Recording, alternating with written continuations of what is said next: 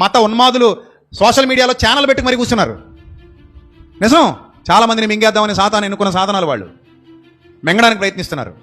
జ్ఞానం కరువైన, జ్ఞానం కొదువైన ప్రతోడిని మింగేద్దామని చూస్తున్నారు. వాళ్ళు లేని వార్తలు పుట్టిస్తున్నారు, తప్పుడు మాటలు మాడతారు.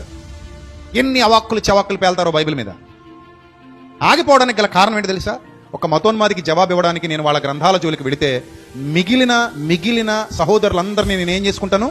దూరం చేసుకుంటాను. ఒక్కడి కోసం నేను అందరినీ దూరం చేసుకోకూడదు. ఎవడో మురిగాడని చెప్పేసి వాడికి సమాధానం ఇవ్వడానికి మనం అందరినీ దూరం చేసుకోకూడదన్న ఒక్క కారణంతో ఆగిపోతున్నాను తప్ప, లేకపోతే అలాంటి వాళ్ళందరినీ గాలికి చెదరగొట్టబడి పుట్లోకి ఎగిరిపోతారండి. అంత సబ్జెక్ట్ ఉంది, అన్ని పుస్తకాలు ఉన్నాయి.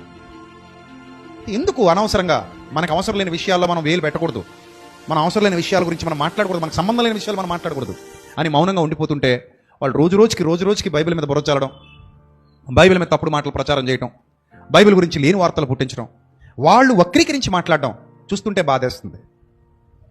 అర్థమైందా? వాళ్ళు కొంతమందిని మింగేద్దామని ప్రయత్నిస్తున్నారు. ఈ అమాయకులు, సరిగా బైబిల్ తెలియని వాళ్ళు, సరిగా బైబిల్ జ్ఞానం అర్థం కాని వాళ్ళు చెప్పేదే సత్యం అనుకుని మోసపోతుంటారు.